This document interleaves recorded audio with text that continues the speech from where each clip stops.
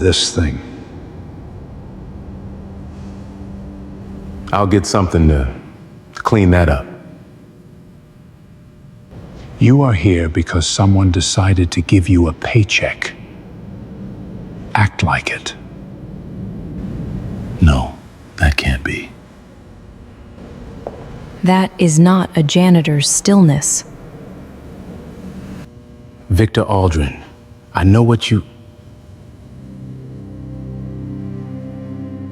And the coffee hit the floor before anyone understood what had happened. 1 second, Victor Aldrin was walking. The next, 12 ounces of dark roast described a slow, perfect arc through the lobby air and landed across the front of his charcoal jacket, hot, then spreading, and the cup bounced once against the cart handle and rolled to a stop near the base of the second marble pillar. The man holding the mop didn't move. He just looked, not with fear, not with apology, and with the particular calm of someone who had stood in worse moments than this, and knew from experience that the first few seconds after an explosion were not the time to run. Victor Aldrin lowered his phone.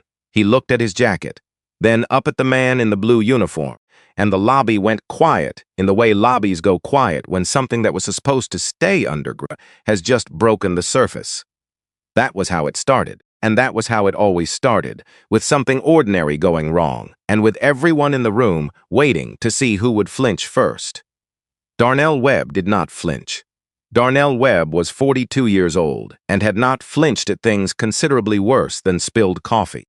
And he had not flinched in a briefing room in Fort Bragg in March of 2017 when he was handed a mission package that had already been compromised by the time it reached his hands. And he had not flinched at the memorial service 3 weeks later, standing in a row with 7 other men who had come back from a place where 3 of their brothers had not.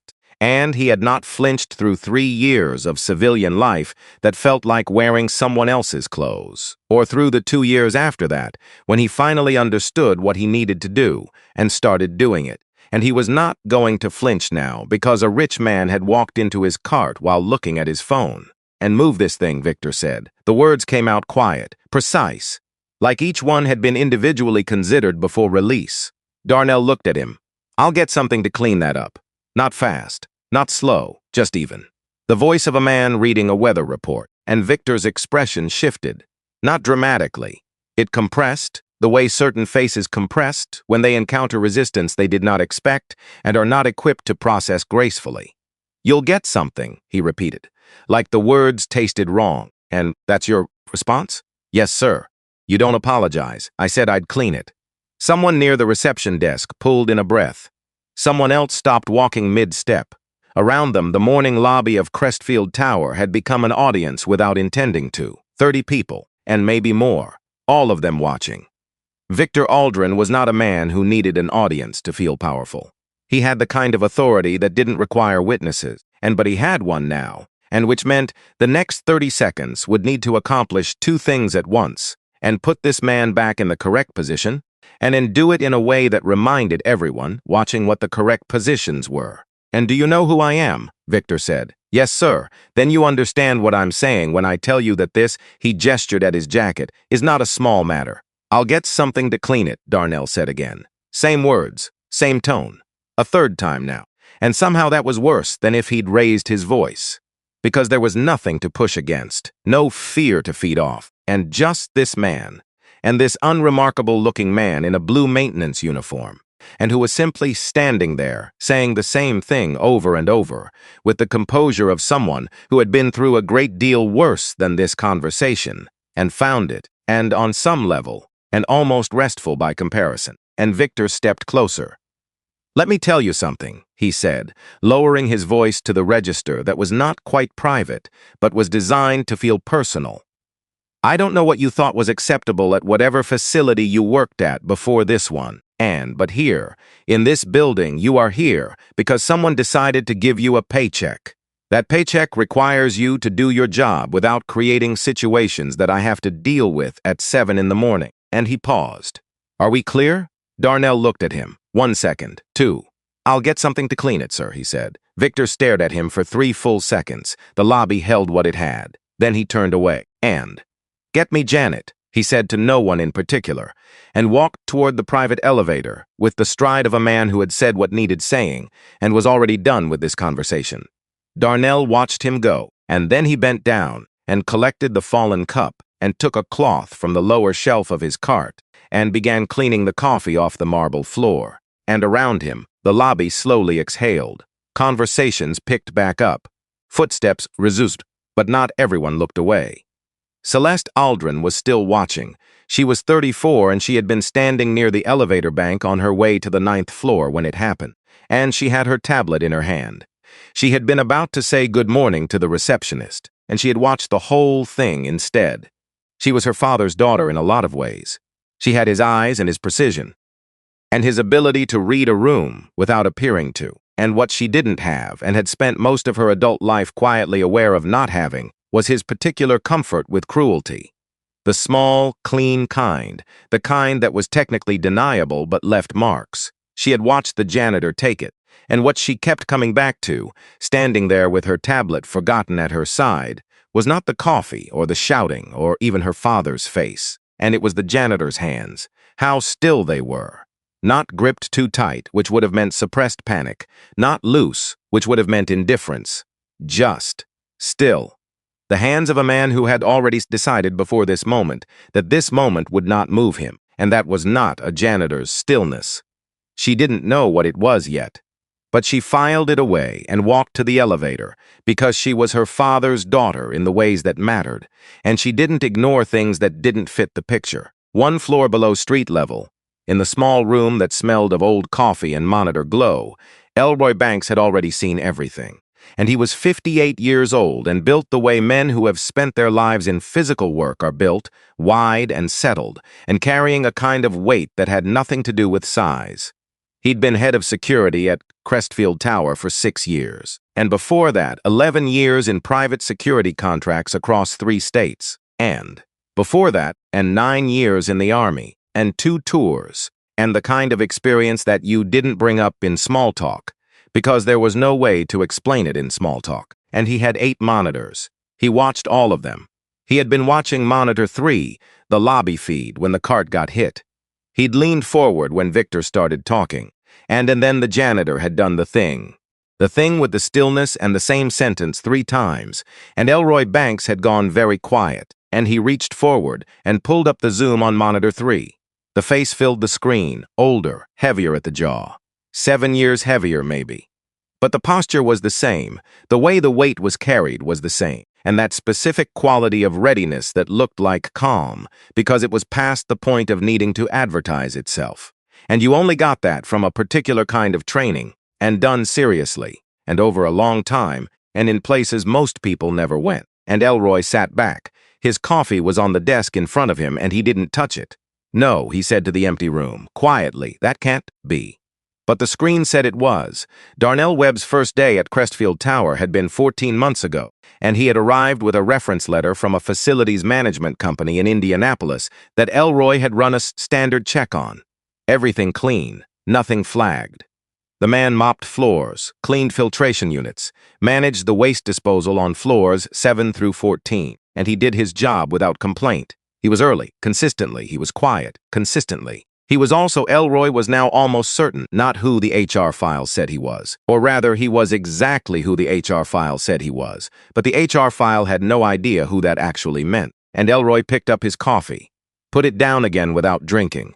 He needed to make a phone call, but not yet. Not until he was sure. Darnell finished his morning rounds at 9:40, and he went to the staff break room in the basement, poured himself a cup of coffee from the machine that was always slightly too hot, and tasted faintly of the machine before it, and then sat at the table in the corner that was always empty because it was next to the supply closet, and smelled faintly of industrial solvent, and he ate a sandwich. He did not read, and he sat with his hands around the cup and looked at the wall and did what he had learned to do in a lot of rooms over a lot of years, and which was nothing, and on the outside. And while inside, he was doing everything. And the encounter with Victor Aldrin had gone exactly as he'd calculated it would. Not the coffee. That was accidental. But the aftermath. The way Victor had talked to him, and the specific type of humiliation. and the quiet, precise, and personal kind that was designed not to create a scene, but to establish a hierarchy. And that was useful information. Not because Darnell hadn't expected it, but because it confirmed what the documents and the overheard conversations and 14 months of careful observation had already built in his head. And Victor Aldrin was a man who needed people below him, not as employees. Not even of his existence as proof of something he required constant renewal of. Men like that made mistakes.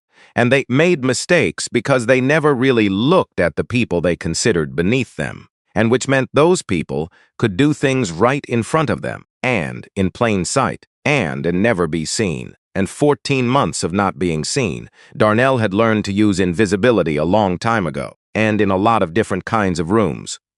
A blue uniform in a corporate lobby was just the most recent version of a skill set that had been built in places considerably less comfortable. He finished his sandwich. He threw the wrapper away. He went back to work, and there was a woman on the 12th floor named Beverly Marsh who had worked administrative support for 11 years and knew everything about everyone in the building. And, not because she sought it out, but because the copy room where she spent most of her day was adjacent to the break room. And people talked freely around the woman making their copies the way they talked freely around the man mopping the floor. And over 14 months, and in small pieces, and the way you collect things by being in the right place consistently, rather than by asking. And Darnell had learned from Beverly and others like her, and that Victor Aldrin had fired 3 assistants in 2 years, and the current one, Janet, and stayed because she had developed a system for anticipating his moods that bordered on the predictive, and that the legal department worked late every Thursday without fail, and that the shredder on 12 ran from noon to 1 on those same Thursdays, which was interesting, and that Senator Boyd Garrett visited on the 2nd and 4th Tuesday of every month and always used the private elevator, and always arrived without an official entry in the security log, and had always left via the loading dock. And Beverly didn't know what any of it meant. Darnell did. He had known what it meant since 3 years before he ever walked through the Crestfield Tower employee entrance, and he had known since the night in a rental car in Indianapolis when he had opened a laptop and found, after 18 months of looking at things from the wrong angle, the thread he had been searching for, and a company name, an indirect payment, a subsidiary that existed for 11 months and was dissolved 2 weeks after the events of March 2017, Aldrin Defense Group. He had sat with that name for a long time. Then he had found the job listing, and Operation Coldwater had been the kind of mission that didn't exist on paper until it had to, and a joint operation, and sensitive, and with a target in the Atlanta metro area, and a facility being used for the transfer of defense assets outside the approved channels. And the intelligence had been solid. 3 separate sources, verified against each other. The kind of intelligence you trusted because you had to trust something if you were going to do the job. Darnell had led the team.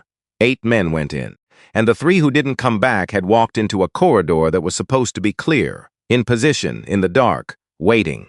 Not stumbled upon, not a coincidence. Cedric Allen had been 31 years old, and he had 2 kids and a wife who made the best food Darnell had ever eaten at a team dinner 2 Christmases before. And Raymond Okafor had been 28, just engaged, the kind of person who made every room slightly more alive than it had been before he entered it.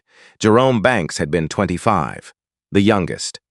He had a laugh that was too loud for most rooms and perfect for all of them. And they had walked into that corridor because someone had told the people waiting exactly where they would be. The investigation had lasted 14 months and arrived at nothing. No charges, and no accountability, and a report that cited complexity and insufficient evidence, and which translated, and in the language Darnell had learned to read over years of operating inside institutional structures, too, and someone important is being protected, and that protection is going to hold. And he had read the report 4 times. Then he had stopped waiting for the institution to do what it was constitutionally incapable of doing, and started doing it himself. The afternoon passed the way afternoons at Crestfield Tower passed, and Darnell moved through the building's routines, with the attention of a man who was doing 2 things at once, the job that was visible, and the job that wasn't, and filters checked, waste sorted, floors on 9 and 10 done before 3. The private elevator usage logged mentally, not on paper, because paper could be found. He had been doing this for 14 months. He had most of what he needed, not all of it, and the 2 documents he still required lived on the 38th floor, in a filing system that didn't connect to the building's general network, in Victor Aldrin's private office. Not because he'd confirmed it through access, and because he'd confirmed it through process of elimination, and everything else had eventually appeared in the 12th floor recycling, and or in a conversation near the copy room, and or in a document sent through the general server that his contact had helped him access. And these 2 items had appeared nowhere, which meant they were somewhere deliberate. He was working on it. At 4:50, he ran into Celeste Aldrin, not literally, in the corridor outside the freight elevator on the east side, where he was doing his end-of-day round, and she came through the stairwell door the way she'd done last time, coat on, something working behind her eyes. She stopped when she saw him. "Mr. Webb," she said. He kept his hands on the cart. "Ms. Aldrin." She didn't move toward the main hallway, and she stood in the corridor with the specific posture of someone who has been thinking about something all the day and has finally decided to walk toward it instead of around it. "I want to say something," she said, "and about this morning. It's fine, it isn't." She said it simply, not dramatic. He spoke to you the way he speaks to people he's decided don't matter, and I stood there and watched it happen. Darnell looked at her. "You didn't do it." "No, I watched it, and, which is a different kind of thing."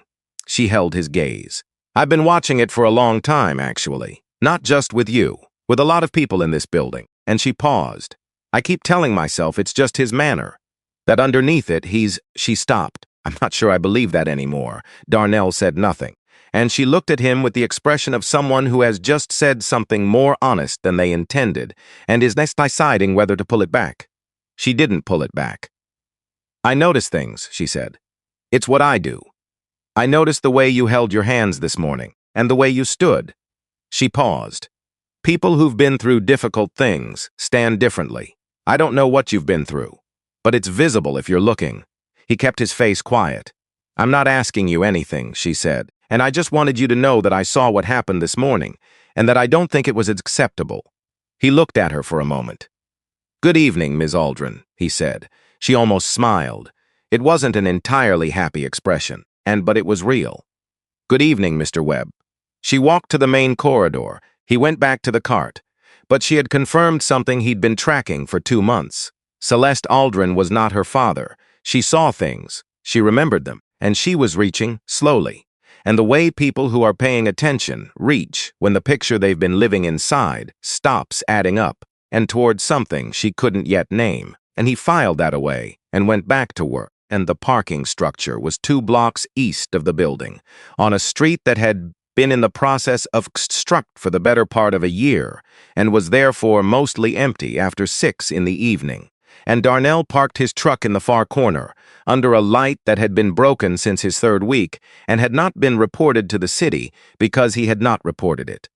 He sat with the engine off. He did not open the wooden box, and, not tonight, he had other things to hold. He thought about Cedric Allen's kids instead. 7 and 9 now, growing up in a house in Birmingham where the photographs on the wall included a man who had gone to work one morning and not come home. And he thought about Raymond Okafor's mother, Sandra, and who had filed a wrongful death claim and settled it for money she probably never touched, and because touching it would have required deciding what it meant to take it. And he thought about Jerome Banks at 25, calling his brother every Sunday from wherever in the world the Army had put him that week, because that was who Jerome was.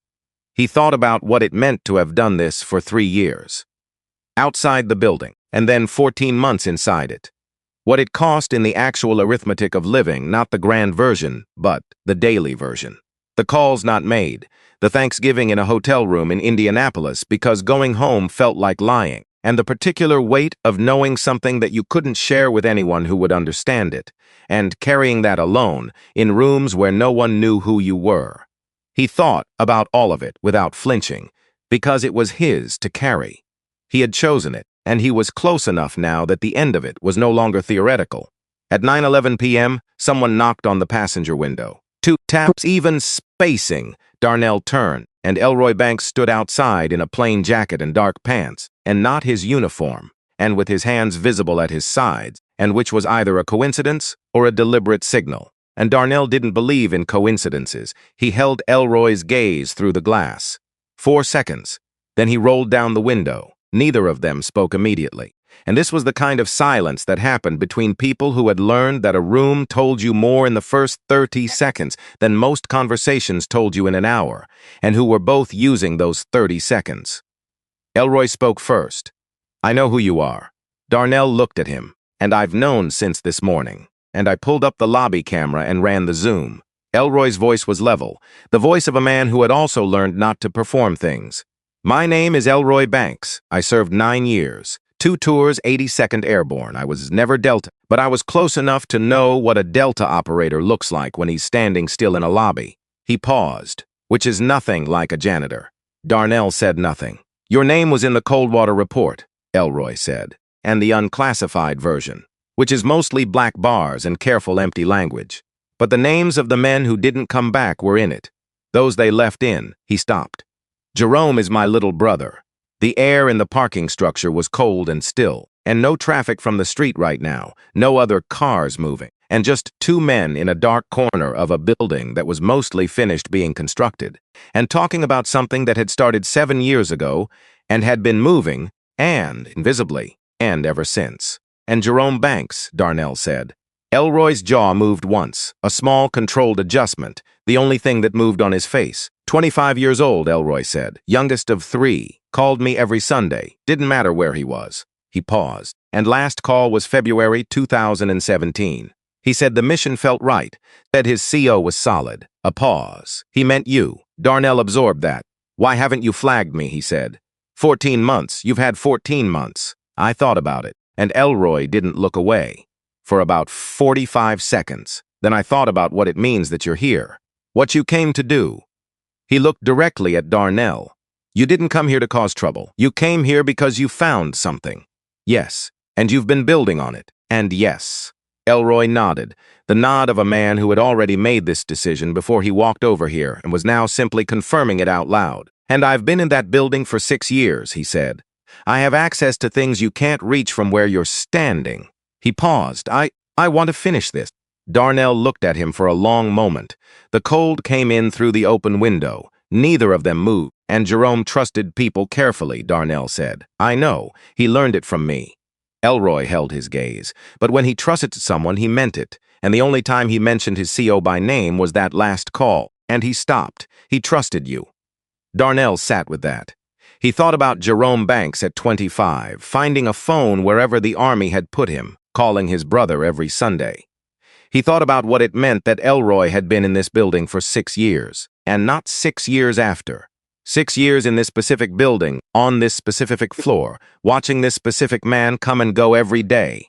"How long have you known it was this building?" Darnell said, and Elroy was quiet for a moment. 4 years. He paused. "I couldn't prove it. I had a direction but not a destination, and I knew that going at it wrong meant it went nowhere." He looked at the ground, then back up, so I waited. Darnell looked at him.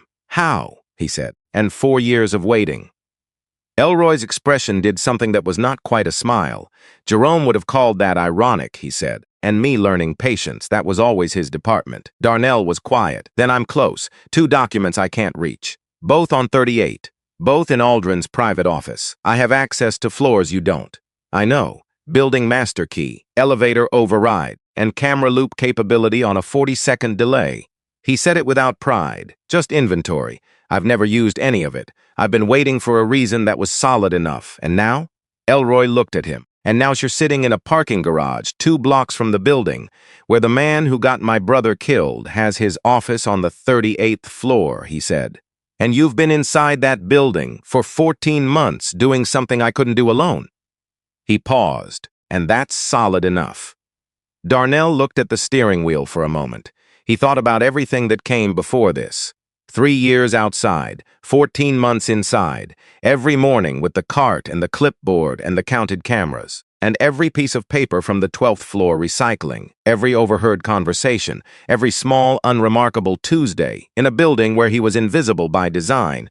All of it had led here, to a parking garage, 2 men, 1 name between them. "All right," Darnell said, and Elroy nodded. They sat for a moment without speaking. Not because there was nothing to say, because some things didn't need to be said to be understood. And then Elroy said, quietly, and looking straight ahead through the windshield, at the concrete wall of the parking structure, and he really did say the coffee was terrible at that briefing. And Darnell looked at him, Jerome. He complained about Army coffee his entire service career. Elroy's voice was careful, the voice of a man carrying something fragile across a long distance. Last call February 2017. We talked for 20 minutes about coffee, and specifically bad coffee, why it was always bad, what the Army had against good coffee. He stopped. It's a ridiculous thing to remember. No, it isn't, Darnell said. Elroy was quiet. He was right, by the way, Darnell said, and the coffee was terrible. Elroy made a sound, low and short. Not quite a laugh, but close to what one sounds like when grief has been sitting on top of it for 7 years, and some of the weight has just shifted. They sat in the cold parking structure for a little while longer, and outside, Chicago kept moving, indifferent and enormous and completely unaware of what had just begun in its dark corner. Darnell rolled up the window. Tomorrow morning, Crestfield Tower would open at 6:15, and Victor Aldrin would step out of the private elevator at 6:52. The lobby would fill with people who would not look at Darnell Webb because Darnell Webb had nothing they needed to see. Tomorrow he would go back. He would push the cart. He would count the cameras. He would do the job that was visible and the job that wasn't, and with the same hands, and in the same blue uniform, and in the same building, where a man on the 38th floor had made a calculation in 2017, and 3 people had paid for it with everything they had. And he had been patient. He had 3 years and 14 months of patience stored up like fuel. He intended to use every last drop of it. The second week of October brought rain, not the dramatic kind, not the kind that made you stop on the sidewalk and look up, and just the low, gray, patient kind that Chicago did better than most cities, the kind that worked its way into everything slowly, into your jacket, into the smell of the lobby floor, and into the particular mood of a building where something had shifted, but nobody had named it yet. Darnell arrived at 6:10 on Wednesday morning and knew before he reached the lobby that something was different. Not different in a way he could point to, and just different in the way that spaces feel when people inside them are thinking harder than usual. The receptionist was at her desk 8 minutes early, and 2 men from the legal department were already in the elevator when he passed, talking in the half-voice people used when they weren't sure who was listening, and Janet, Victor Aldrin's assistant, and moved through the lobby at 6:40 with her jaw set and her eyes on the floor, and which meant Victor had already called, and which meant he was already in a particular kind of mood, and Darnell noted all of it. He pushed his cart to the east corridor and began the morning round, and by 7:30 he had covered floors 4 through 7, collected 2 bags of recycling from the overnight bins, and replaced the filter on the air handling unit outside the 8th floor conference room. And he had also passed the 12th floor copy room twice, once at 7:15 when it was empty, and once at 7:40 when Beverly Marsh arrived and began her day with a cup of tea, and the particular expression of a woman who already knew more than she intended to share, and he left her to it. He was in the hallway outside the freight elevator when Celeste Aldrin came through the stairwell door, and she was moving with purpose, which meant she had come down the stairs deliberately rather than taking the elevator, which meant she had wanted the time to think, and she had her coat on still, though she'd been in the building long enough to have taken it off. Her tablet was under her arm, and she was not looking at it. She stopped when she saw him. He kept his hands on the cart. "Good morning," she said. "Morning, Ms. Aldrin." And she didn't move toward the hallway. She stood in the corridor space between the stairwell door and the freight elevator, with the posture of someone who had made a decision and was now standing in it, checking its weight. "And I looked you up," she said. He didn't let anything change in his face. People do that sometimes. Not usually with a contact at the Department of Defense. She turned her phone toward him. On the screen was a photograph, military, dress uniform, and face, younger by nearly a decade, looking directly into the camera with the expression you learn to give cameras after enough years in service. Below the photograph, his name, his rank, his unit designation, and he looked at the phone, then at her. "Where did you find that?" he said. A commendation record from 2015, publicly accessible if you know the right database. She pulled the phone back. Most of your file is classified at a level my contact couldn't reach, but that photograph was attached to a public record. She paused. You didn't try very hard to hide it. I didn't think anyone here would look.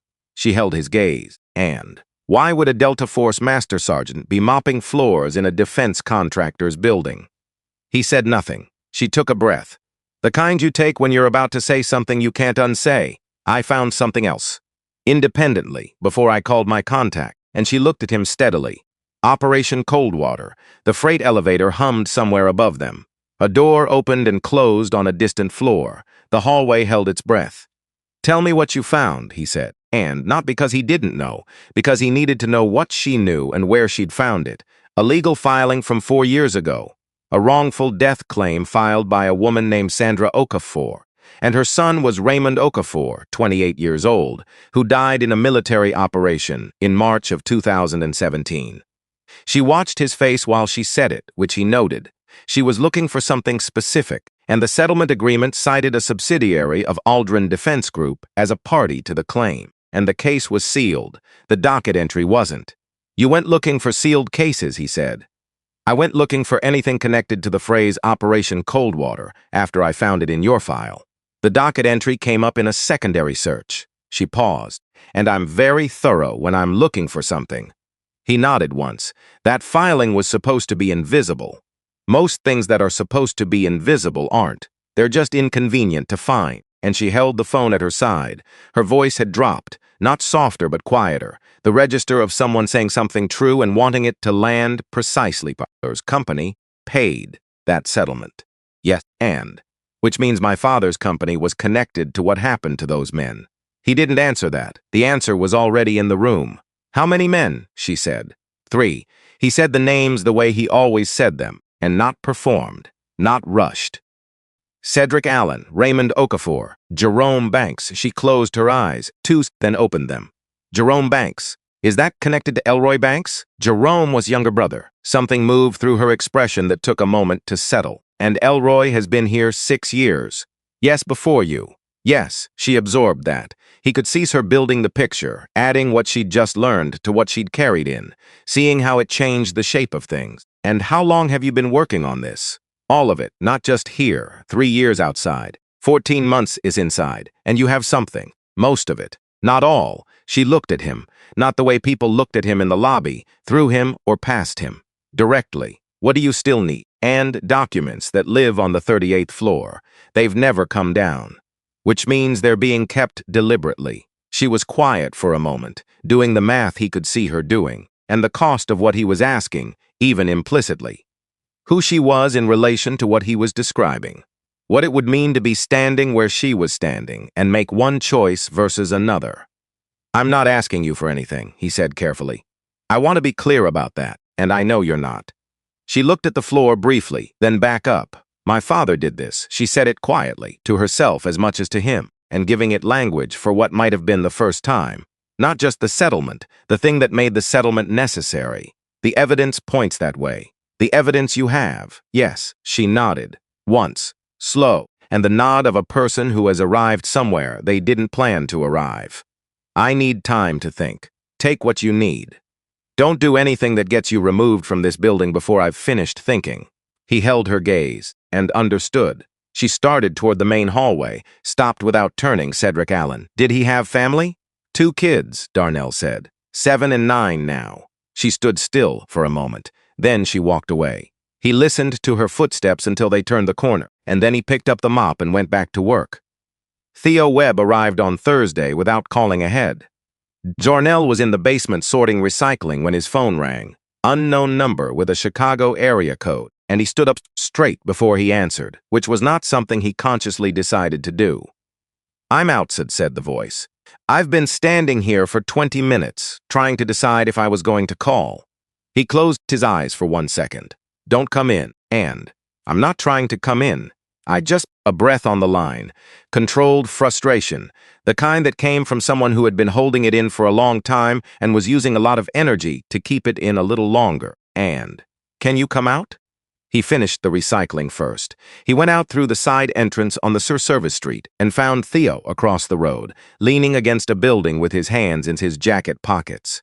22 years old, and tall the way Darnell was tall, but carrying it differently. Like a person still deciding what to do with the height.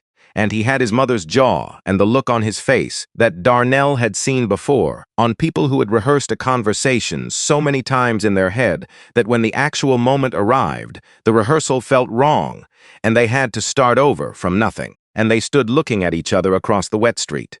"You didn't tell me you were coming," Darnell said. "Would you have told me not to?" "A beat, probably." "Exactly." Theo pushed off the wall, which is why I didn't call. They found a diner 2 blocks east, and small and warm, with the particular honesty of a place that had been feeding people through worse weather than this for 30 years. They sat in a booth near the back, and Darnell ordered coffee. Theo ordered nothing, which meant he wasn't here to eat, which meant he had driven up from Atlanta with something on his chest that needed somewhere to land. They sat in silence for a moment. Darnell let it stretch. Theo never could. 2 years, Theo said. "And I know. You said a few months. You've been calling me every 2 weeks like I'm a dentist appointment." He looked at the table, at the rings left by previous cups. "And now I find out you're in Chicago mopping floors for a defense company." He looked up. "That's the part I keep getting stuck on. Not that you're gone, that you're here doing that. There's a reason. That's not an explanation." "No," Darnell said. "It isn't." Theo leaned forward, and he had his mother's way of doing that, using his body to say he was serious before his mouth caught up. "I'm 22. I know what the Army did to you, and I know about the men you lost. I know enough to have a real conversation, and I need you to have one with me right now." Darnell looked at his son.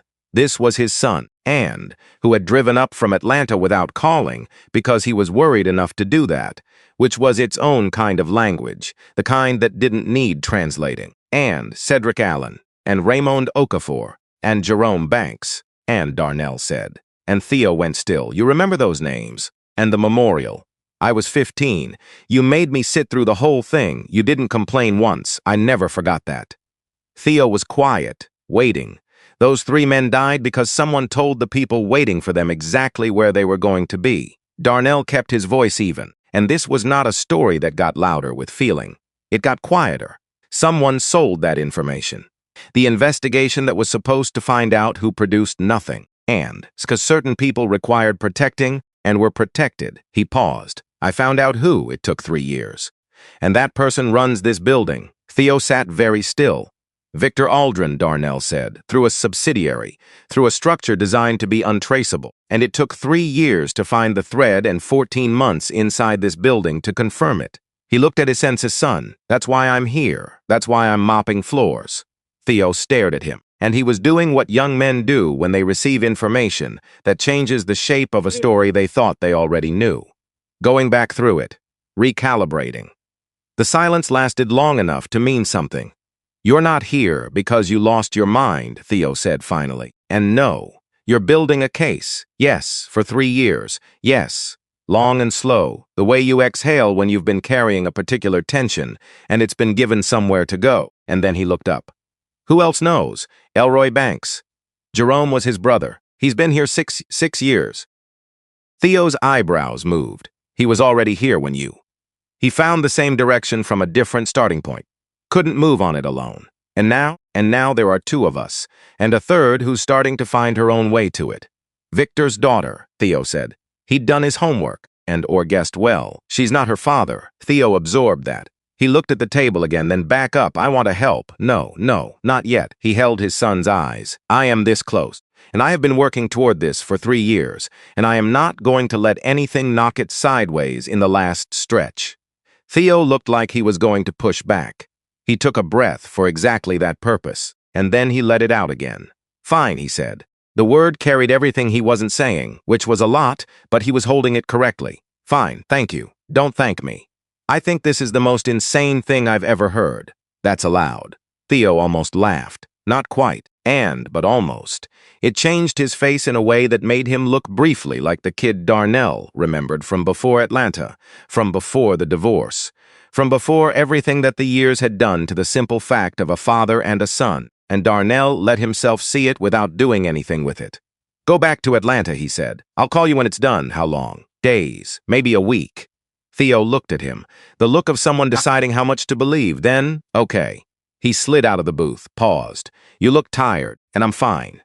You look tired, Theo said again. Not as a question this time, just an observation.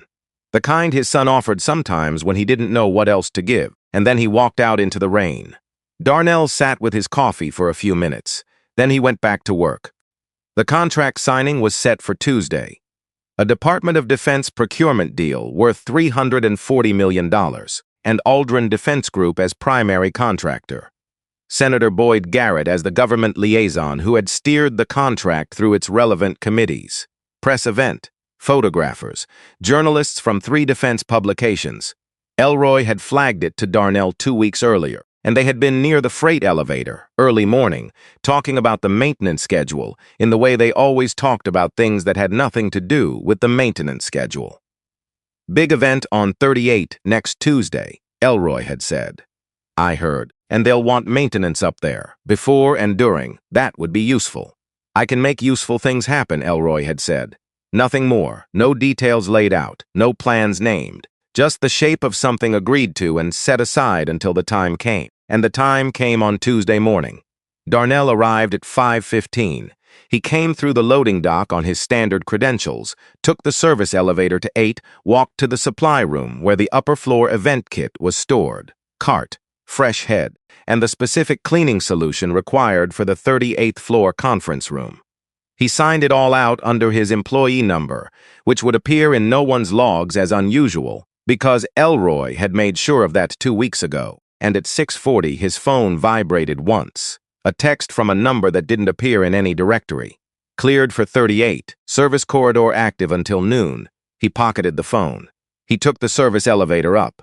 The 38th floor had its own quality of air, and he'd expected that. The higher floors of buildings like this were climate-controlled precisely, the way expensive things always were. The carpet absorbed sound. The lighting was warmer. The walls held artwork, chosen someone who actually knew what they were choosing, and everything on 38 communicated the same thing that the private elevator and the unlogged visits communicated. This floor operates by different rules than the rest of the building. Victor Aldrin's office was at the north end, and the conference room for the signing was adjacent, connecting door open. Darnell began working the corridor outside. Methodical, no hurry. The cart moved with its familiar sound, the sound that said nothing worth attending to was happening here. And he had until 7:50 before people started arriving on this floor. At 7:04, he heard paper moving in the office, a drawer opening, closing. Victor was already here. Darnell moved the cart 6 feet further from the office door and kept working. At 7:12, a second voice entered the office. He kept moving. Cart and mop. Cart and mop. And he had spent 14 months learning the difference between the sound of a conversation people expected to be private and the sound of a conversation people knew was private. This was the second kind, and lower, more careful. The door not fully closed because who closed a door all the way against a janitor in the hallway? The first voice was not Victor's, older, a careful flatness to it. The subsidiary transfer. It needs to be done before the contract posts. And Victor, it's already handled. Marlowe did it yesterday. There cannot be a traceable line between the subsidiary and the DoD payment. Not any line. There isn't one. I've told you this. And you told me last time, too. A pause that had something under it. History, maybe. Or a particular kind of fear wearing the clothes of caution. Boyd, Victor's voice, quieter now. You have a role in this arrangement. You have a percentage. And what you do not have is the right to call me at 7 in the morning to audit decisions I made 3 weeks ago. Are we done with this? A silence. Then shoes on the floor, and someone crossing to the window, then back. Senator Garrett's voice. After today, it's clean. Everything before. All of it. Victor, everything before has been clean for years. The wrongful death claim was settled confidentially. 7 figures. 7 years ago. And there were 3 families. 2 settled. The third had nothing. There was nothing to find.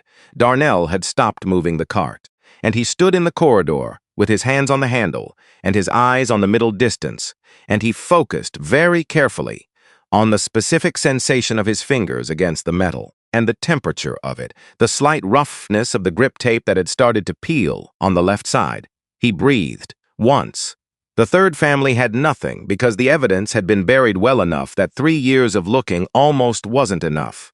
Almost. He breathed again and picked up the mop, continued. The conference room filled by 8:30.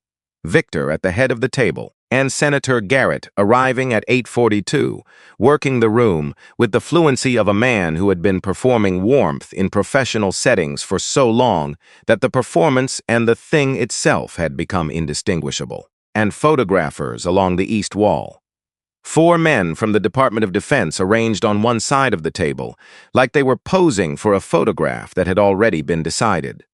Darnell was at the far end of the room near the window, and a catering setup from the previous evening had left a residue along the baseboard that genuinely needed attention, and he worked it slowly with a cloth and crouched and close to the floor, and the most invisible position in any room, and nobody looked at him.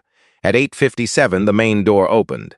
An aide came in first, looked around, stepped aside. Colonel Arthur Bryn walked in, and 64 years old, and carrying every year of it in the particular way that military men carried age, not as diminishment but as accumulation. Silver-haired, straight through the shoulders, and he moved through the room the way men who have commanded other men in difficult places moved through rooms, with a peripheral awareness that never announced itself. And his name was on the guest list as an industry advisor, which was accurate as far as it went. And what the guest list did not say was that Arthur Bryn had written a classified after-action report in 2017 flagging that the intelligence breach in Operation Coldwater had originated from a commercial source.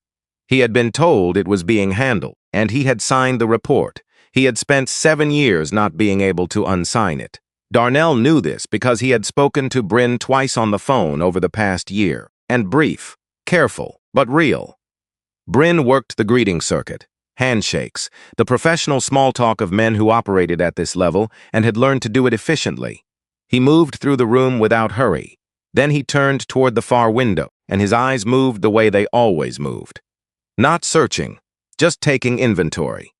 The habit of a man who had spent decades knowing that the things you didn't notice were often the things that mattered most.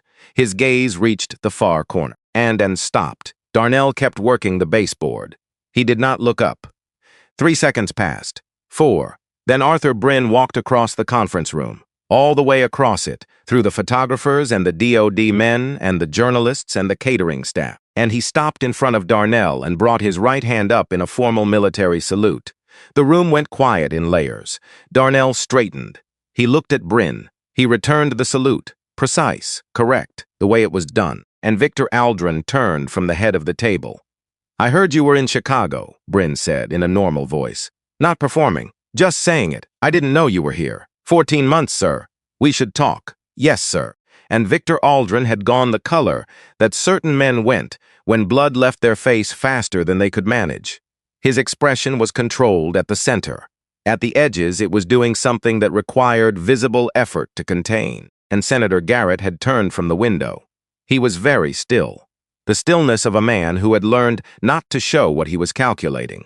Celeste Aldrin was near the door with a folder in both hands, and she was not looking at Darnell. She was looking at her father's face, and the signing continued. And there was too much momentum, and too many cameras, and too many people who had traveled to be there, and for it not to. But something had entered the room with that salute, and it didn't leave. And it sat in the air under the professional conversation, and the flash of cameras and the careful handshakes, patient and exact, the way true things sat when they had finally found a room large enough to be in. And Bryn caught Darnell in the corridor outside afterward, when the room had begun to empty. "Tell me you have something," he said. "Most of it. Documents? Enough. 2 more that would close it completely." "I'm close to those." And Bryn looked at the closed office door at the end of the corridor. And Victor had gone back in at 11:03 and had not come out. "I wrote that report in 2017, he said. "I flagged the breach. I was told it was handled, and I accepted that." He stopped. "I should have pushed." "Yes," Darnell said, not harshly, just honestly, "and you should have." Bryn took it without argument. "What do you need from me now? What you just did in that room was most of it." Darnell paused. "And the rest is in motion." Bryn looked at him for a long moment, the look of a man assessing something for its actual worth, rather than its apparent worth. "All right," he said. Then he put his hand out. Darnell shook it. Bryn walked toward the elevator, and Darnell went back to the supply corridor to return the event kit. Elroy was in the security room when Darnell came down at noon. The monitors showed 38 quiet, the event footprint already being dismantled by the contracted cleaning crew, and Victor's parking space on camera 4 had been empty since 11:17. "He saw you," Elroy said. "He saw Bryn salute." Yes, Elroy looked at the monitors.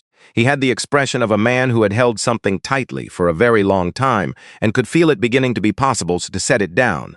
Not yet, but close. Is it time? Almost. Darnell stood beside him and looked at the camera showing the empty 38th floor. And he's going to move. Men like him, when they feel it shifting, they do something. Reach out, apply pressure, try to manage it. He paused. We need to let him try. Elroy was quiet for a moment then, and if what he tries is something that puts people in the way, then we handle it. And Elroy nodded. He put one hand flat on the desk in front of him and looked at it. Jerome called me every Sunday, he said, and not looking at Darnell, looking at his hand. Last call was February 2017, 3 weeks before Coldwater. He stopped. We talked about coffee, specifically the coffee at the briefing that week, why it was so bad. And Jerome had a theory about it involving the altitude of the water supply system, and I told him that made no physical sense, and he said I didn't understand the science. A pause. He was wrong about the science. He was usually right about everything else, and Darnell said nothing. He said the mission felt right, Elroy said his CO was solid. He finally looked at Darnell. I need you to know that I've always known that. Whatever happened in that corridor was not on you. It was never on you. The security room was very quiet. And thank you, Darnell said. Elroy nodded once, turned back to his monitors. Darnell left him to it. At 9:47 that evening, his phone rang. The number was unfamiliar. And Chicago. This is Celeste Aldrin. Ms. Aldrin, I have what you need. Her voice was steady. Underneath the steadiness was the specific quality of a person who has made a large and permanent decision and is now standing on the other side of it, and the internal communications from February 2017. The ones documenting the information transfer to the subsidiary. They were in my father's private filing system. She paused. He gave me access 2 years ago for strategic planning purposes, and he trusted you with it, Darnell said. He trusted that I would never look at anything that wasn't relevant to my work. A pause. He was wrong about that. Celeste. He used her first name without deciding to. And if you send those documents, there is no version of this where it doesn't become known that they came from inside the company, from inside his files. I know. That changes things for you. I know that too. And her voice didn't waver. I heard him this morning, through the office door, before the signing. He called it the Coldwater thing. He said it was clean. He said it had been clean for years. She stopped. And I've been sitting in my car since 2 o'clock this afternoon, trying to decide if what I heard was what I thought it was. Another pause. It was what I thought it was. Darnell was quiet. Who do I send them to? She said. And Arthur Bryn. I'll give you his contact. He has connections at the Inspector General's office. People who won't be stopped by a phone call from Senator Garrett's office. Okay. Send everything tonight. Before he has a chance to move anything. I already have them copied, and I've had them copied since 4 o'clock. She paused. I told you I was thorough. He gave her Bryn's contact information. She read it back correctly. Celeste. He stopped and let a moment go by. Cedric Allen had 2 kids, 7 and 9. Raymond Okafor's mother filed that wrongful death claim and settled it, and I'd bet she hasn't touched the money once in 4 years. He paused. And what you're doing tonight matters to people who have been waiting for it for a long time. A silence on the line, short, real. Send me their names, she said, all 3 of them, spelled correctly. I want to have them right. And he spelled them out. She said nothing while he did, but he could hear her writing. Good night, Mr. Webb, she said. Good night. She hung up. Darnell sat in the truck in the parking structure, and the rain had stopped somewhere in the last hour and left the air cold and clean, the kind of cold that came after rain in October and felt like the start of something rather than the end of it. He thought about the 3 years before this building and the rental car in Indianapolis, the laptop and the subsidiary name appearing on the screen at 2 in the morning, the long months of following a thread that went cold and then warm again and then cold again before it finally led somewhere. He thought about this morning and Victor's voice through the office door, the Coldwater thing. said the way you said something that had been managed and filed and was no longer your problem. And he thought about Bryn standing in that conference room and walking across it, through everyone, to stand in front of a man in a cleaning uniform and raise his hand. And he thought about Elroy saying he should have been right about the science, but was right about everything else. He thought about Theo almost laughing in the diner booth, not quite, but almost. He sat with all of it. He did not open the wooden box. And he had carried those three faces long enough. They could rest tonight while he held what was coming instead. Tomorrow morning, Crestfield Tower would open at 6:15, and Victor Aldrin would be doing what men like Victor Aldrin did when they felt the ground moving, and reaching for phones, and calling attorneys, and trying to shape what was about to become unshapeable, and let him try. 11 documents were already on their way to the Inspector General's office, and Darnell Webb was going back to work in the morning.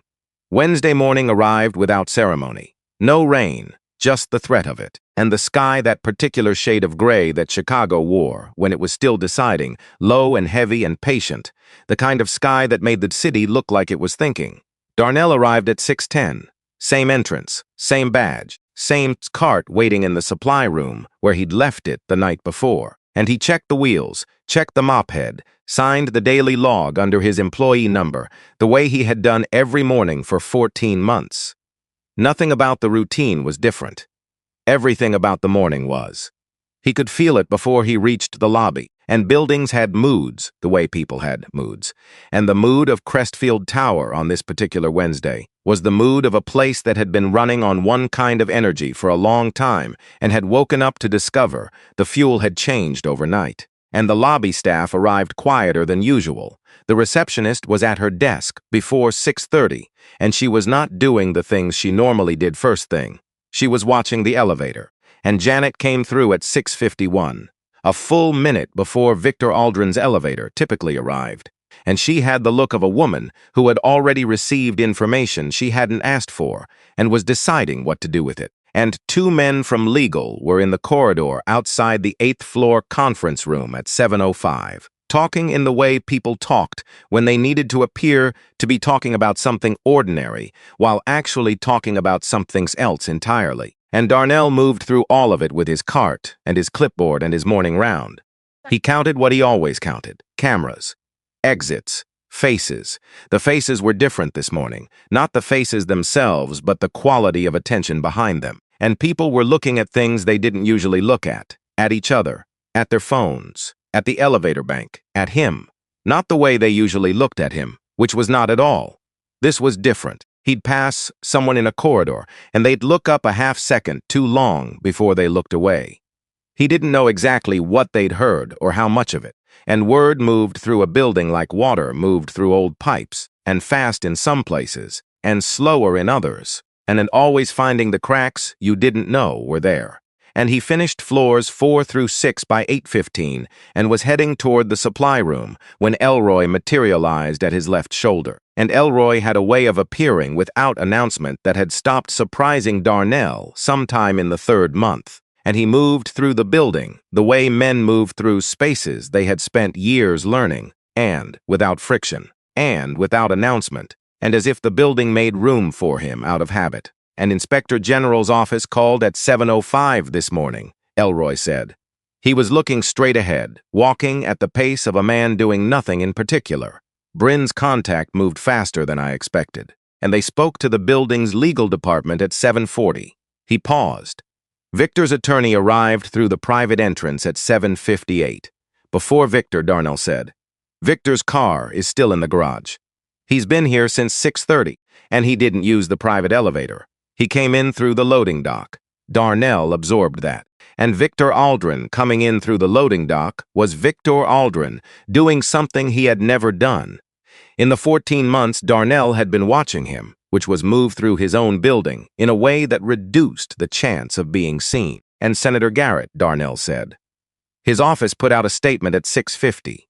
Personal reasons, stepping back from public duties pending review. 12 words. Cost him a significant amount of money to have those 12 words written, I'd imagine, and he'll let Victor take the front of it before he calibrates. That's what I'd do, Elroy said. He slowed slightly as they approached the junction near the freight elevator. Bryn will be here at 9, I know. He called last night. And Celeste? She'll be here. They reached the junction. Elroy turned toward the security corridor. He stopped. Jerome would have said something about this moment, Elroy said. Not looking at Darnell, looking at the corridor ahead of him, and something that would have made it both more serious and less heavy at the same time. He was good at that. He paused. I never figured out how he did it. Some people are just built that way, Darnell said, and Elroy nodded. Yeah, he started walking again. Yeah, some people are. Darnell watched him go. Then he picked up his cart and went back to the morning round. At 8:47, his phone vibrated. He looked at the screen, and the number was not saved, but he recognized the last 4 digits because he had been careful to remember them. He answered. Come up, Victor Aldrin's voice, stripped of its usual smoothness the way paint stripped from metal in weather, and flat and careful and trying not to show what was underneath. Darnell stood in the corridor on the 6th floor. Give me 10 minutes, he said. He finished the section of hallway he was working on. He put the cart in the supply alcove near the stairwell. He went to the staff bathroom on 6 and washed his hands and looked at himself in the mirror above the sink. The man in the mirror was 42 years old and wearing a blue maintenance uniform with a small embroidered logo above the left pocket, and he had been wearing variations of this face for a long time, in other uniforms, in other buildings, in other kinds of rooms. He dried his hands. He took the service elevator to 38. Victor Aldrin's office in the morning light was the same office it had always been, and walls of glass facing north and west. The city spread out below in the particular way. City spread out from height, reduced to pattern, stripped of the noise and smell and human friction that made them real at street level. And the view from up here was the view of a man who had spent his life above things, which was not the same as understanding them. Victor was standing at the window. He didn't turn around immediately, and the attorney, a thin man in a dark suit, whose name Darnell had looked up 3 months ago, sat in the chair to the left of the desk. He had a legal pad and a pen and the expression of a man who had been in rooms like this before and had learned that his job in the first minutes was to be present without being visible, and Victor turned. He looked different than he had looked 2 days ago. The difference was not dramatic. It was in small things. The suit was the right quality, but it had not been pressed this morning. There was something around his eyes that had not been there at the signing, and not grief, not exactly. More like the particular disorientation of a man who had lived for decades inside a structure he had built himself and was discovering for the first time that some of the load-bearing walls were hollow. And, sit down, Victor said. Darnell didn't move. I'm fine standing. Victor looked at him. He nodded once and moved to his desk and sat down behind it, which was what people did when they needed furniture between themselves and a conversation they hadn't planned for. And you know what's happening, Victor said. I have a general sense. The IG's office is initiating a formal review. My attorney tells me it expands into a criminal inquiry within the week.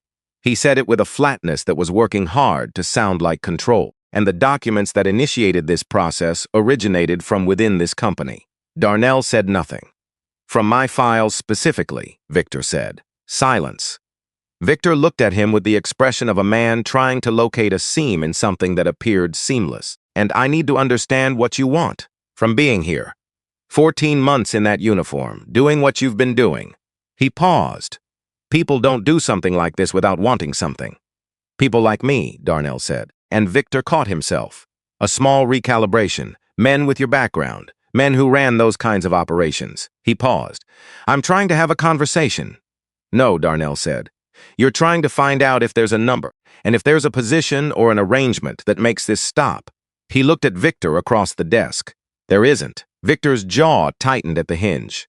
What I want, Darnell said, is for you to understand what you did, and not what it cost you, what it cost them. He kept his voice even. This was not a moment for anger. He had stored that anger carefully for 3 years, and he was not going to spend it here, in this office, on a man who would use it as a distraction. And Cedric Allen was 31 years old. He had 2 kids and a wife who used to send food to the team because that was who she was. And Raymond Okafor was 28 and 3 weeks from his wedding when he went on that mission. Jerome Banks was 25 and called his brother every Sunday from wherever the Army had put him that week. He paused, And those three men walked into a corridor that had people in it because you sold information about where they were going to be. You did that, and then you put a settlement in front of two families and called the third one a dead end and went on running your company. And Victor said nothing. The attorney did not move. Outside, 40 stories down, the city was doing what the city did. Completely unaware, completely indifferent. That was fine. The inquiry is going to go where it goes, Darnell said. I need you to stay out of its way. And no calls to contacts, no pressure on witnesses, no carefully worded statements designed to slow it down. Whatever comes of this process, you let it land, and if I don't have the ability to control, you're not being asked to control it, and you're being asked not to interfere with it. He held Victor's eyes. That's all.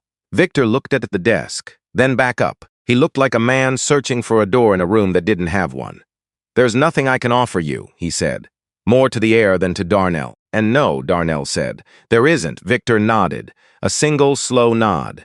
The nod of a man who had arrived at the end of something and was recognizing it for what it was. And Darnell turned toward the door. Webb, he stopped. Did not turn around. They were Victor started. Stopped. Started again. For what it's worth, they were good men. Darnell stood at the door, and he thought about what that sentence cost Victor to say, and what it was worth to the people it was about, and whether those two things were anywhere near each other. Ask me in 20 years, he said. He walked out. He was in the service elevator going down when his phone rang, and Theo. He answered before the second ring. What's happening up there? Theo's voice was doing the thing it did when he was trying to sound calmer than he was. I've been in the parking structure since 7. Elroy texted me. Elroy texted you. He has my number somehow. Dad, and what's happening? It's happening, Darnell said. Come inside. Tell the front desk you're with security. Elroy will clear you. A pause. Really? Come in, Theo. And he hung up. He rode the rest of the way down, watching the floor numbers change. The lobby had filled in the way lobbies filled when something large and uncertain was moving through a building's atmosphere. Not a scheduled gathering, not an event, and just people who worked in the space gravitating toward common ground, the way people always did when they needed to be near other people without knowing exactly why.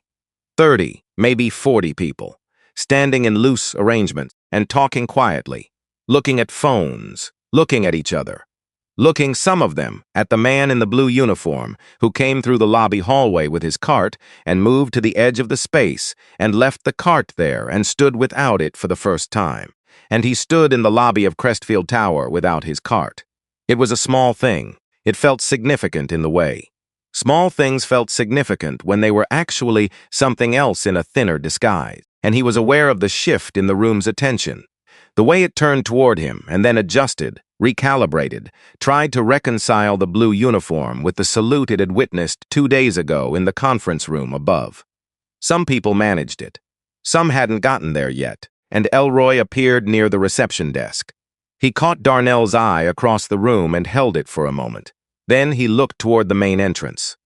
Arthur Bryn came through the glass doors at 9:03. And 2 people behind him, in civilian clothes, with the bearing of people who had been given specific instructions about how to dress for this building on this morning. Inspector General's office, and Bryn had called them the night before, and Darnell had listened to that call from the parking structure, with the window down in the cold. Behind them, Celeste Aldrin. She'd come from outside. Her coat was damp at the shoulders, and she had the look of someone who had not slept well, and had decided that this was fine, that today was not a day for looking rested, that there were more important things to look like. And Bryn came through the lobby without stopping to read the room. And he found Darnell the same way he'd found him in the conference room 2 days ago, by looking at the space the way men who had spent their careers in operational environments looked at spaces with purpose rather than hope. He crossed the lobby. He stopped in front of Darnell, and he came to attention and saluted for the second time. Except this time there was no signing ceremony, no press, and no photographers arranged along a wall, no contract on a table, just a lobby, a man in a work uniform, and a retired colonel making a choice about what respect looked like and who it was for. Some people in the lobby understood what they were seeing. Some didn't yet, and it didn't matter. Darnell returned the salute. Precise. Correct. Bryn put his hand out. I'm sorry it took this long, Bryn said. Quietly, directly, not performed. It did take too long, Darnell said. But you're here now. That was all. That was the honest version of it, and the only version worth giving. Theo came through the front entrance at 9:20, and he had the slightly lost look of someone who had been directed somewhere without full context and was navigating by instinct. He scanned the lobby and found his father standing near the center of it with a retired colonel and two people in suits, and the head of security, and a woman Theo didn't know but would figure out quickly. And he walked across the lobby. He didn't say anything. He didn't ask anything. He came and stood next to Darnell, close enough that Darnell could feel the proximity of him without turning to look. The simple, physical fact of his son standing beside him. And Elroy moved to Darnell's other side a moment later. Same way, no announcement, just present. Three men standing together in the lobby of Crestfield Tower on a gray Wednesday morning in October. And Darnell stood between his son and the brother of one of his dead, and he felt the weight of both of those things, and he did not look away from either of them. And at 10:20, a woman came across the lobby toward him. He recognized her, Beverly Marsh, Mr. Minister of Support, 11th year in this building, and she had told him things in the copy room that she hadn't known she was telling him, and she had no idea what those things had contributed to. And she was a woman of about 50, with reading glasses pushed up on her forehead, and the expression of someone who had been working up to something for a little while, and she stopped in front of him. "I work on the 9th floor," she said. "I've seen you in this building for over a year." She looked at him directly. "I have never once said good morning to you." He waited. "I'm sorry for that," she said. "Not for anything complicated, and just for that specifically. For not saying good morning." He looked at her for a moment. "Good morning," he said. She blinked, then a small, genuine smile. And, "Good morning," she said.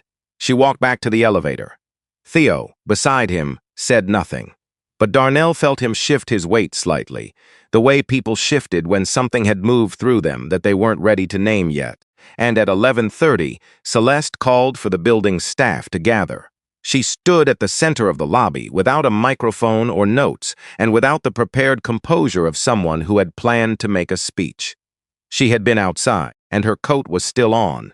She looked like what she was, a person who had spent the last 18 hours making the most consequential decision of her life and was now on the other side of it. She spoke without preamble. She said an inquiry was underway and would take time.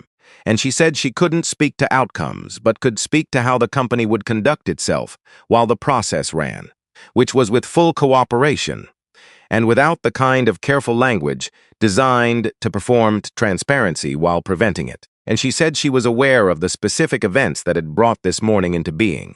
Then she'd said the names: Cedric Allen, Raymond Okafor, Jerome Banks. She said them the way they deserved to be said, not rushed, not softened, and with the full weight of each one landing before the next. The lobby was very quiet. "The man who made this possible," Celeste said, "has worked in this building for 14 months. Most of us have walked past him every single day without looking." And she paused. "I want to say his name clearly, so everyone in this room hears it. Darnell Webb, Master Sergeant, United States Army, retired, and who did what he did not because he wanted recognition, not because he wanted a position, not because he wanted anything this building could give him." She stopped. Her voice had gone quieter, the kind of quiet that had weight in it, and he did it for three men who couldn't do it for themselves, and the lobby held what it held. Elroy was looking at the floor. His shoulders moved, just once. Theo was looking straight ahead with the expression of a young man using everything he had to let his face stay still. Darnell looked at his hands. He had large hands, deliberate hands, and they had done a lot of different kinds of work over the course of his life, and some of it the kind that appeared in commendation records, and some of it the kind that appeared in classified after-action reports, and some of it the kind that appeared in a janitorial log in the basement of a corporate building in Chicago. And he thought about Cedric Allen's hands in the photograph in the wooden box. The way they were always moving when Cedric talked, like his hands were part of the language. He put that thought down gently. Bryn found him near the freight entrance at 12:15, and the lobby had begun to thin. The two people from the IG's office were in a conference room on 14 with Victor's attorney. Victor had not come down. His car was still in the garage, and the formal process starts this week, Bryn said. "It'll take months, possibly longer. You'll need to give a statement. I expected that. The documents are solid. 11 of them, time-stamped, internal headers intact, and combined with what I'm providing from the 2017 report and the contacts I made this morning. He stopped. I'm saying it's enough. I know it's enough, Darnell said. I spent 3 years making sure it was enough. Bryn nodded. And he had something he was carrying, and Darnell had learned to recognize the shape of it over their 2 phone conversations, and the weight of a decision not made when it should have been made.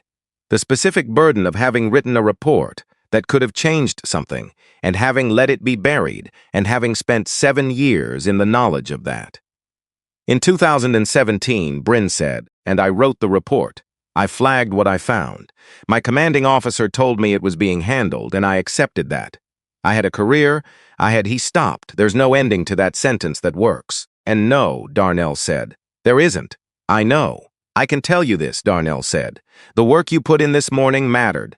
The call you made last night to your IG contact mattered. What you did in that conference room 2 days ago when you walked across the room, that mattered. And he paused. I'm not in a position to give you more than that. I'm not asking for more than that, Bryn said. He put his hand out, and Darnell shook it. He found Elroy in the security room at 2 in the afternoon, just the 2 of them, and the monitors showing the ordinary afternoon of a building processing something extraordinary and continuing its business anyway. Because buildings did that, and because the floors still needed cleaning, and the elevators still needed running, and the people on floors 3 through 7 still had work that was not connected to what had happened on 38, and Elroy was sitting with the posture of a man whose body had been running on something for 6 years and had just discovered the thing it was running on had changed into something else, and not exhaustion. Something more like the particular stillness that came after a long effort had been completed and the next thing had not yet arrived to take its place. How are you? Darnell said. Elroy looked at the monitors for a moment. Honest answer? Honest. I don't know yet. And he leaned back in his chair. For 6 years there was the thing I was doing here. The reason for being here. It organized everything else. He paused. And now that's done, and I'm not sure what's on the other side of it yet. I don't have a picture of that. You don't need a picture yet, Darnell said. Is that what it was like when you left the service? Similar underneath, different details, and he stood near the desk without leaning on it. I moved wrong for about a year after. Did things that didn't fit right. Tried to find something that was the same shape as what I'd had, and he paused. Then I stopped trying to find the same shape. What did you find instead? Darnell thought about that honestly. This, which I don't recommend as a general method. Elroy made a sound, and it was closer to a laugh than anything he'd produced in the months Darnell had known him. Not quite there, but genuinely close. Jerome would have laughed without qualification, Darnell thought. Jerome would have made it into a story. Tell me something about him, Darnell said, and Elroy looked at him. Jerome, tell me something I don't know. Elroy was quiet for a moment. He looked at the monitors, at the cameras showing the lobby and the corridors and the parking garage. Then he looked at his hands on the desk. He was terrible at cards, Elroy said, and genuinely, specifically terrible. Not in the way people are bad at cards when they can't remember the rules, and in the way people are bad at cards when they can remember every rule and still manage to lose consistently because they play the game like the point is to make it interesting rather than to win. And he paused. He used to say that winning wasn't the point, that the point was what happened in the middle. Darnell listened. He was right about that, Elroy said. He was right about a lot of things I didn't tell him. He was right about when I had the chance to. He stopped, and that's the specific thing I carry. Not the big things, the not telling him specifically at a specific moment that he was right. He knew, Darnell said, and maybe. I commanded him for 2 years, Darnell said. I know the difference between a man who knows he's valued and a man who doesn't. Jerome Banks knew. Elroy sat with that. He didn't argue it, and he just sat with it, and Darnell watched him take it in slowly, the way people took in things they had needed for a long time but had learned not to ask for.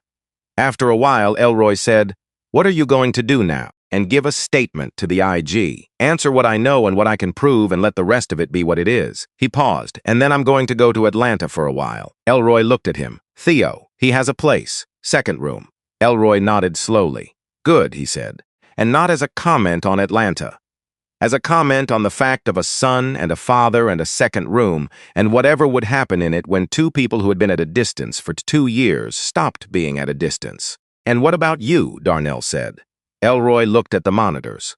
"I'll stay a while, long enough to make sure the transition doesn't go sideways." He paused. "Celeste is going to need people around her who know what her father built and how it worked." He stopped. After that, he shrugged, and it was the shrug of a man for whom the question of after had been theoretical for so long that the answers was not yet fully imaginable. "And I'll figure it out," said. Elroy looked at him. "You sound certain about that." "I know what kind of man you are," Darnell said. "Men like you figure things out."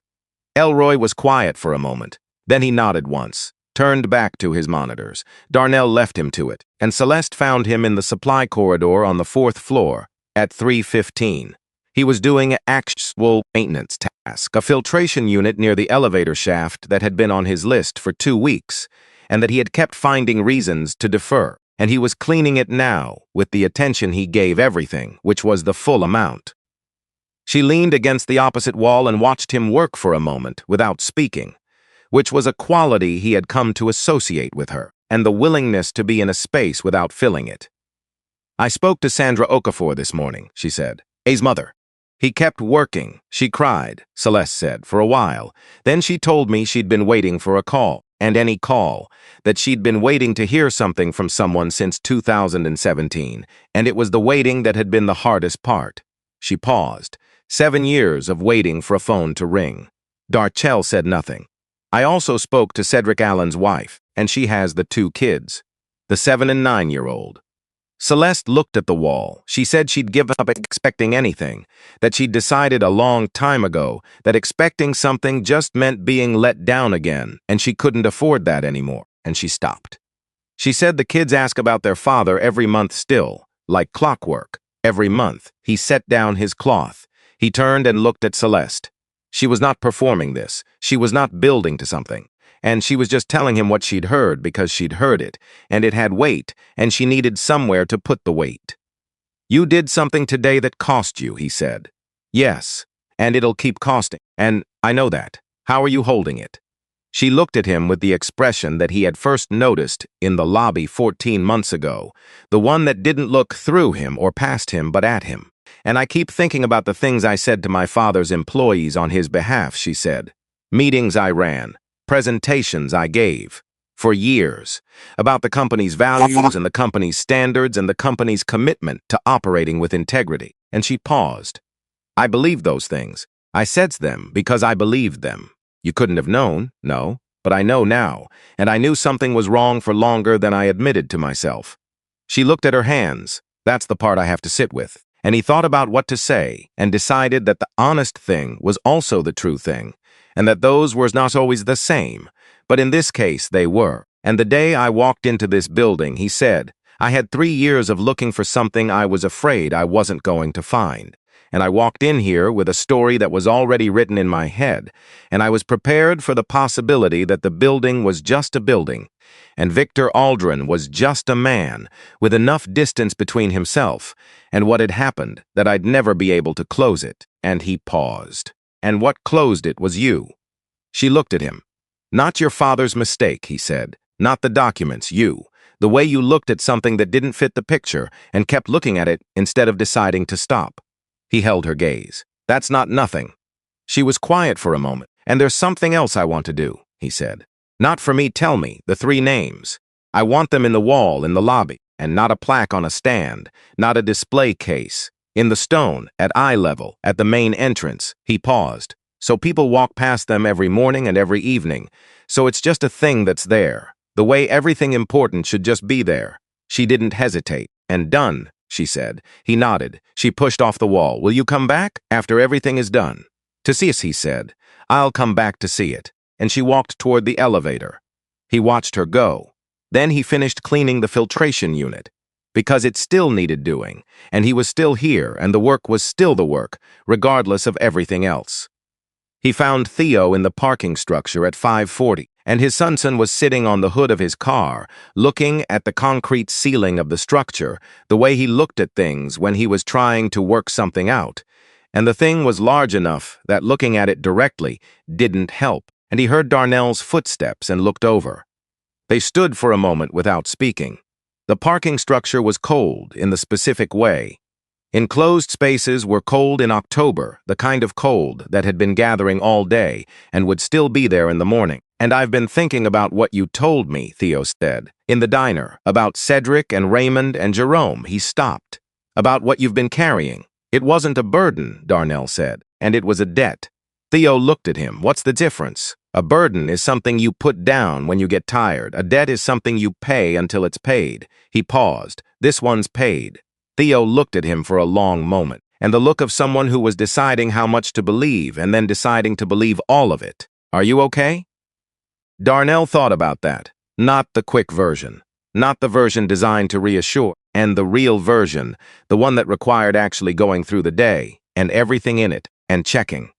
He thought about Victor's face in the office this morning, about Bryn in the lobby, about Beverly Marsh saying good morning at 10:20 on a Wednesday in October, and about Elroy in the security room talking about Jerome and cards, and the point being what happened in the middle, about Celeste standing in the supply corridor telling him about Sandra Okafor's phone. He thought about the names that were going into the stone, and "I will be," he said. "Give me a little time." Theo nodded. He looked at the ceiling again, looked back. "You could come to Atlanta," he said, not looking at Darnell when he said it, using the ceiling as cover. "I have the place. I have the second room. It's just sitting there." And Darnell looked at his son. Theo was doing the thing Darnell recognized, because he had done it himself at that age in different circumstances, and offering something important in the most casual possible register, so that if it was refused, the refusal wouldn't have to be about what it was actually about. "And yeah," Darnell said. Theo looked at him fast. "For a while," Darnell said. Theo looked back at the ceiling, nodded once. "Okay," he said, the word carrying everything he wasn't going to say about what it meant, which was considerable. "Okay," Darnell said, and they stood in the cold parking structure for a few more minutes, not talking, not needing to. He went back into the building one last time. Just him, no cart. And he came through the side entrance and walked through the service corridor to the lobby, because that was the way he had always come in, and the way he wanted to come in for this. And the lobby was empty of the day's events now. Late afternoon light coming through the glass front, gold and long, the way October light was late in the day when the sky finally cleared. It hit the marble floor and stretched across it in the particular way it had always stretched, and the way he had noticed on his first morning 14 months ago, when he had arrived before anyone else and stood in the empty lobby and counted cameras and exits and wondered if he was wrong about everything, and he stood in the center of the lobby. The wall to the left of the main entrance was plain stone, smooth, at eye level with a person walking in. He stood and looked at it and thought about the three names going into it. Not in a case, not on a stand, in the stone itself, and permanent the way the building was permanent. Cedric Allen, Raymond Okafor, Jerome Banks.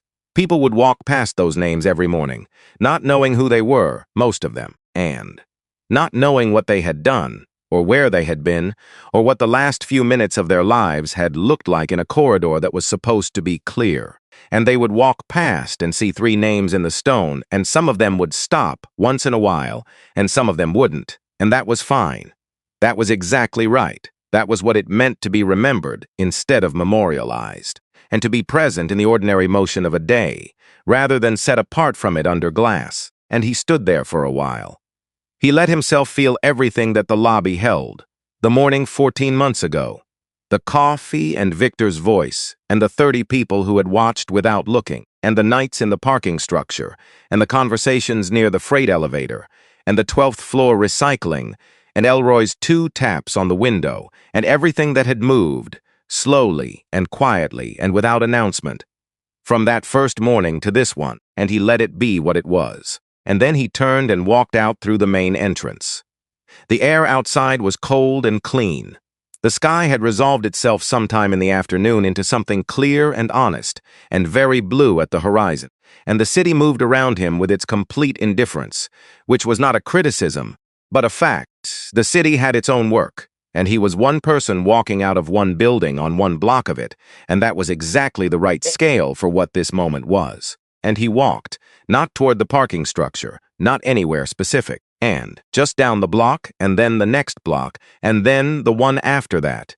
Moving through the city the way he had moved through buildings and corridors and operational environments for the better part of his adult life, and with his eyes open and his hands still, and his weight carried in the way that was his and had always been his.